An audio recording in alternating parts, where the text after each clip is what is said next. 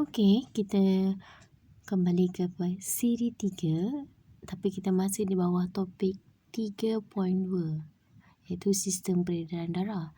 Tapi kali ini kita nak fokus kepada sistem peredaran darah dalam badan manusia sahaja. Okey, kita nak fokus yang tu. Okey, bermula sila ambil buku teks masing-masing. Bermula muka surat 85. Tetapi video tu Ana dah cuba, tak boleh lah. Walaupun scan ada video, tapi dia loading sangat lama. Okay, so objektif kedua ni, dalam siri kali ni kita nak berkomunikasi maknanya nak terangkan struktur dan fungsi jantung, apa fungsi jantung dan juga salur darah yang ada semasa peredaran darah manusia. So, dua benda. Kita nak terangkan struktur jantung serta fungsinya, jantung sahaja, juga salur yang terlibat. Ada 3 jenis salur yang terlibat. Okey, apa 3 jenis salur tu? Iaitu sistem peredaran darah manusia melibatkan peredaran darah yang dipam dari satu organ, dikenali sebagai jantung. Jantung ni macam pam utama lah. Dia punya center. Ke seluruh badan melalui salur khusus iaitu arteri, kapilari dan vena. Macam mana nak bezakan kat mana arteri ni? Okey. Jom kita lihat dulu apa itu jantung. Kemudian baru kita lihat salur-salur yang ada di bahagian jantung dan seluruh badan untuk menghantar darah ke seluruh badan kita. Okey, kita dah tahu kan apa tujuan hantar darah ke seluruh badan? Okey, semua orang kita dah boleh pergi ke muka surat. Okey, sorry. Dia agak lari sikit. Sebentar ya.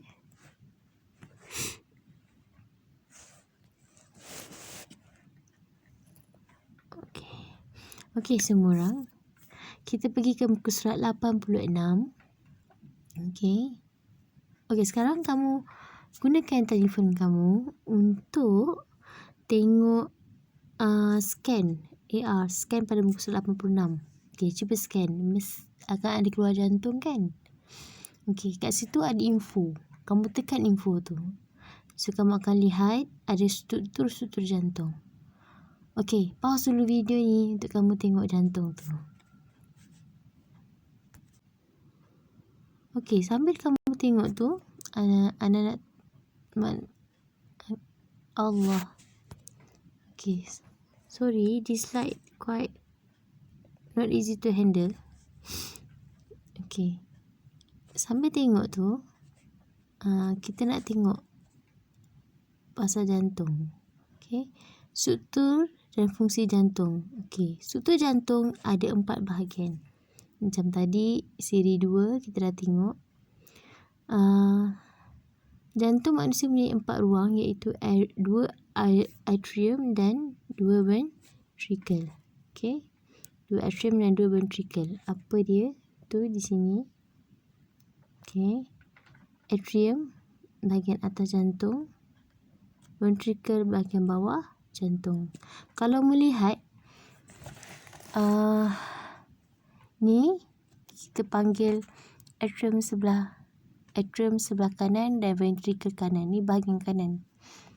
Manakala yang ini adalah bahagian kiri. Perasan tak dua bahagian ni sebelah mana yang besar? Sebelah kiri kan besar. Jadi kita tengok kenapa dia besar kat sebelah kiri. Okey. So atrium, kedua-dua atrium ni, okey, saya tukar buat. Kedua-dua atrium ni akan menerima darah masuk jantung. Kalau atrium kiri daripada paru-paru beroksigen. Kalau kanan daripada seluruh badan. Di seluruh badan bermakna salur darah tu mengandungi karbon dioksida. Okey. Rajah menunjukkan keratan membujur jantung manusia. Okey, dalam buku teks pun ada ya. Okey, kamu pusing-pusing jantung kamu tadi. Nampak kan? Pusing jantung kamu pula. Pusing gambar rajah kan? Kamu nampak. Okey. Ni bahagian-bahagian dia. Okay, kita nak cerita sikit. Okey. Ini bahagian kanan. Warna biru bahagian kanan. Okey. Warna merah ni bahagian kiri. Okey. Nak ceritanya ialah apa 3 saluran terlibat tu? Vena, arteri dan kapilari. Vena, arteri dan kapilari. Okey. So, ini vena cava. Okey. Di sini ada vena pulmonari. Bila vena je mesti selalu masuk. Vena je mesti selalu masuk. Okey. Arteri je mesti selalu keluar. Ni arteri pulmonari. Aorta ni adalah keluarga arteri. Dia adalah keluarga arteri big boss, abang long kawasan. Okey. So, macam mana peredaran darahnya? Okey. Saya guna warna, saya iris dulu. Okey, kita tengok darah yang mengalir. Okey. Dari seluruh badan, okey ni nampak tak warna pink ni bergerak dari seluruh badan masuk ke dalam jantung melalui vena cava. Vena cava pergi kepada atrium kanan. Atrium kanan akan masuk ke dalam injap. Ingat tak injap saya kata apa? Injap ni adalah bahagian yang membenarkan darah mengalir satu hala sahaja. Cuba kalau tak ada injap, mesti dia patah balik kan? Okey. Masuk ke dalam atrium kanan, pergi ke ventricle kanan, kemudian pergi ke arteri pulmonari. Pap keluar. Okey, arteri pulmonari. Pulmonari tu adalah bahasa saintifik untuk peparu. Okey.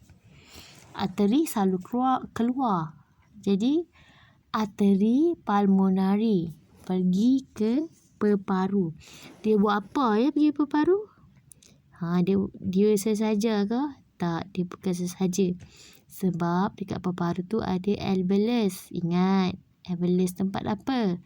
Pertukaran gas. Okey, pertukaran gas. Jadi, darah yang terdioksigen, yang warna biru ni, salur darahnya ni, ada karbon dioksida. Jadi, nak buang di bahagian peparu. Darah tu pula hanya ada hemoglobin. Jadi, dia buat apa kat peparu? Dia nak pergi ambil oksigen. Okey, nak pergi ambil oksigen. Okey. Anggapkan dia dah pergi ke peparu, dia patah balik, dia masuk ke bahagian jantung bahagian kiri lah kan. Okey, bila masuk, ingat masuk je selalu vena. Masuk selalu vena dari peparu. Peparu dalam bahasa saintifik pulmonari. Jadi masuk salur vena melalui vena pulmonari lah. Sebab vena masuk pulmonari peparu. So, masuk vena pulmonari pergi ke bahagian atrium kiri. Lalu injap bicuspid. Injap membenarkan satu hala. Okey. Masuk. Kemudian pergi ke mana? Pergi ke ventricle kiri. Kemudian pergi ke ventricle kiri, akan terus keluar ke aorta. Okey. Pergi ke aorta ni adalah arteri sebenarnya, tapi nama dia aorta. Pergi ke arteri, keluar, pergilah ke seluruh badan untuk hantar oksigen tadi.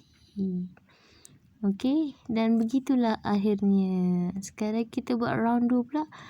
Okey, saya guna warna hijau pula. So, pusing, masuk, balik. Vena cava, atrium kiri, atrium kanan, pergi ventricle kanan, keluar, pergi arteri pulmonari, pergi ke paru. Dari paru, vena pulmonari, masuk ke atrium kiri, masuk ke ventricle kiri, keluar ke aorta, pergi ke seluruh badan. Begitulah cerita dia. Dia menjalankan tugasnya. Maka dalam kandungan darah nanti kita tengok apa yang diangkut dalam darah ni sebenarnya, apa yang dibawa. Selain nutrien dan oksigen tu, bahan kumur tu macam mana tu dibawa ya. Okey.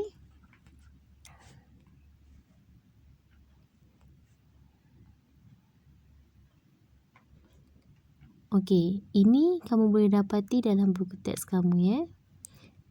Saya dah cerita secara visual tadi. Okey, arteri pulmonari. Ternyah oksigen tu terjadi oksigen lah ya. Okey, apa tujuan injap trikuspid dan bikuspid? Bila injap je, kamu kena sebut ia adalah menghalang pengaliran darah dari ventrikel kanan ke atrium kanan ketika pengecutan ventrikel. Nampak Injap je mesti dia halang. Dia halang pengaliran balik, menghalang pengaliran semula. Mesti halang. Okey. Septum, pengasingan ruang kiri dan ruang kanan. Asingkan darah beroksigen dengan darah beroksigen. Okey, kalau kita flashback, ada nak tanyalah kan. Soalan cepu cemas ni. Bahagian haiwan, sistem peredaran darah haiwan mana yang tak ada septum, campur, ventrikel dia satu? Fikir-fikirkan dan selamat beramal. Okay, next. Okay, ini adalah penerangan. Okay, penerangan. Okay, terangkan sama-sama lah. Okay, jantung manusia organ yang menjalankan fungsi cekap. Kerana, contoh soalan keluar, kenapa jantung manusia dikatakan organ dan fungsi cekap? Okay, first, kamu kena cakap dinding jantung dibina daripada otot kardium. Otot kardium ni dalam PJPK ada kan? Jangan buat tak tahu PJPK tu. Okay. Otot kardium yang boleh mengecut dan mengendur secara beritma. Maksudnya dia ada rentak dia. Dup dap dup dap dup dap. Dia ada. Okey, kemudian kenapa dia boleh jalankan fungsi jantung ni? Okey. Apa syarat menjalankan fungsi dengan cekap? Kenapa dia boleh cekap? Sebab ventricle mempunyai dinding lebih tebal dan mengecut lebih kuat daripada atrium. Ventricle yang kat bawah tadi dia mempunyai otot yang kuat untuk pam darah keluar. Okey. Kenapa, kan tadi saya tanya, kenapa ventricles sebelah kiri lebih lebih besar, bahagian jantung sebelah kiri besar. Okey. Okey, kita tengok otot dinding berotot ventricle kiri lebih tebal. Kenapa nak kena lebih tebal daripada ventricle belah kanan? Okey, kerana tengok ya, kerana mu Malaysia tengok. Kerana ventricle kiri nak pam darah pada tekanan lebih tinggi ke seluruh badan. Okey, dia nak kena pam darah tekanan lebih tinggi ke seluruh badan. Manakala ventricle kanan tadi hanya pam ke paru yang keluar daripada arteri pulmonari. Okey, boleh tak ni? Okey. Jadi kita dah tahu dah kenapa kiri lebih besar daripada kanan. So, otot berotot tebal. Okey. Okey. Kemudian jantung ni boleh bekerja dengan cekap sebab ada injap. Injap ni akan pastikan darah mengalir satu hala saja. Okey, dan juga ada septum yang memastikan darah beroksigen dan tengah terdia oksigen tidak bercampur. Tak campur. Okey, sebab itulah dia dapat menjalankan fungsinya dengan baik sekali. Okey. Next, kita tengok salur darah. Apa itu arteri, vena dan kapilari? Di mana kedudukan arteri, vena dan kapilari? Okey, kita akan nampak perbezaan arteri, vena dan kapilari ni berdasarkan kedudukan dia dekat mana dan paling utama fungsi dia. Allah ciptakan arteri, vena dan kapilari ni, ya. Allah ciptakan dia berdasarkan fungsi dia, bentuk dia sebab nak jalankan tugas dia. Macam kita, bentuk kita manusia. Jadi khalifah, Allah lengkapkan kita dah. Mulut tu kena cakap baik-baik. Tangan tu digunakan untuk menulis, menaip, ilmu-ilmu. Sama juga dengan salur arteri, vena dengan kapilari ni. Allah ciptakan vena, kenapa dia lebih besar daripada arteri? Ada sebab dia. Sebab bergantung pada fungsi dia, ya. Sebab Allah tidak akan membebankan hamba-hambanya. Tiba-tiba kan. Okey. Sama juga dengan apa dulu ciptaan Allah. Allah bagi benda, bagi lengkapkan kemampuan dia untuk melaksanakan tugas yang Allah beri. Okey. Kita buka buku teks. Semua buka buku teks muka surat 88. Okey.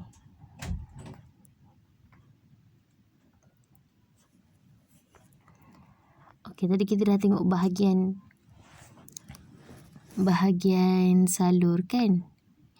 Okey, kalau vena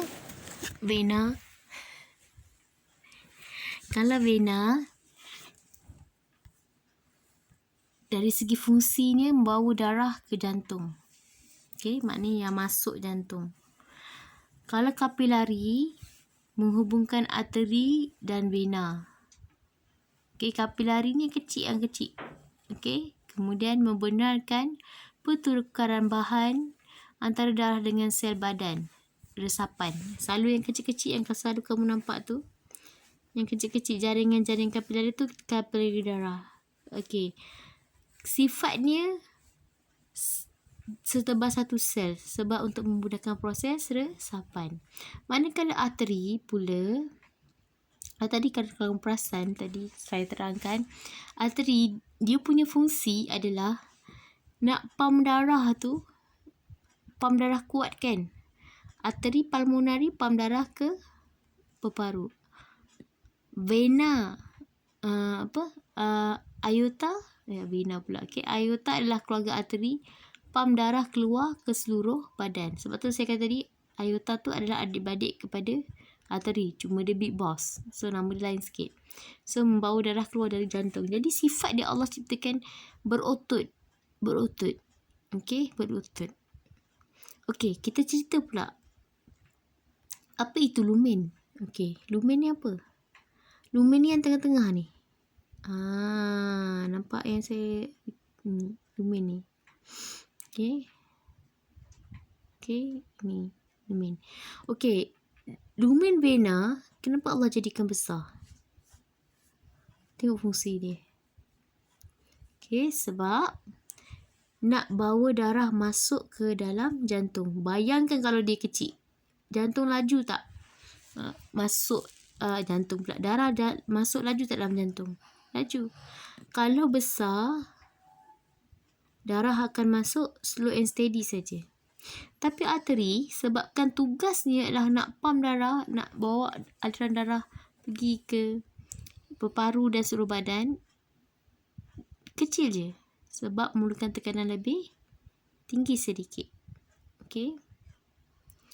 Tapi kalau untuk kapilari darah ni sangat kecil. Lebih kecil daripada arteri. Okey. Sebab laluannya kecil-kecil tapi banyak. Jadi dia punya aliran tu akan slow juga. Slow and steady. Tak laju ya. Dia slow je. Sederhana je laluan dia. Sebab apa? Nanti kita tengok. Sebab tu lah dia kata, dia tulis kat sini, menghubungkan arteri dengan vena. Okey, arteri, bayangkan. Okey, vena besar. Arteri kecil sikit kan. Okey, nanti kita tengok kat mana dia berhubung tu. Okey, sebelum nak naik atas, nak naik pergi jantung, ni vena. Lalu kapilari dulu. Kapilari ni banyak ya. Sebab tu lah kecil. Cuba kalau dia terlalu kecil. Cuba kalau dia besar sangat. So aliran darah tu slow. Dia kecil tapi aliran darah dalam salur kapilari ni sederhana saja. Okey. Okey, nanti kita tengok macam mana yang dimaksudkan arteri dan vena ni penghubung dia kapilari darah. Okey. Kita pergi bahagian seterusnya, ketebalan dinding. Okey. Dinding nipis, kurang berotot dan kurang kenyal. Kenapa Allah jadikan dia nipis, kurang berotot, kurang kenyal? Sebab kita nak masukkan darah aliran perlahan sangat. Okey. Contohlah salur pipe yang kamu guna kat toilet tu kan. Kalau ruang tengah tu kecil, laju tak air? Laju kan? Jadi sekarang kita tak boleh laju-laju. Tak boleh berotot. Tak boleh kamu picit salur tu. Ya? Kalau picit tu maknanya berotot lah. Okay. Tak boleh. Sebab nanti aliran darah tu laju. Sebab tugas dia, Allah ciptakan tugas dia untuk bawa darah masuk jantung. Okay. Sebab itulah kalau orang sakit jantung, kenapa kena heart attack? Nanti sesi soal jawab boleh tanyalah. Ataupun boleh terangkan kat saya nak jawapan. Okay. Okay, kapilari darah, dinding setebal satu sel. Dinding setebal satu sel. Nipis. Sebab apa sifat dia setebal satu sel? Sebab nak menjalankan proses resapan. Okay. Okay, yang arteri ni pula lain. Dia mestilah kena tebal, berotot, kenyal. Sebab dia nak tekan darah kuat-kuat. Dia hantar ke seluruh badan. Nak pump dari jantung pergi ke paru-paru. Okay. Okay, next. Okay. So, kita tengok lagi. Injap. Okay. Injap ni membenarkan darah mengalir satu arah kan? Okay, injap. Ada injap tak vena? Ada. Okay. Nak halang darah patah balik. Tapi kapilari perlu ada injap tak? Tak perlu kan? Sebab dia salur yang bawa darah. Tak ada ni patah balik. Sebab sambung ke vena. Ni sambung ni. Ni vena besar. Ni arteri sambung. Kan dia menyambung kan. So ni kapilari ni banyak. Banyak lagi. Banyak lain. Banyak. Okay. Banyak. Conteng pula ya. Okay. Sekejap.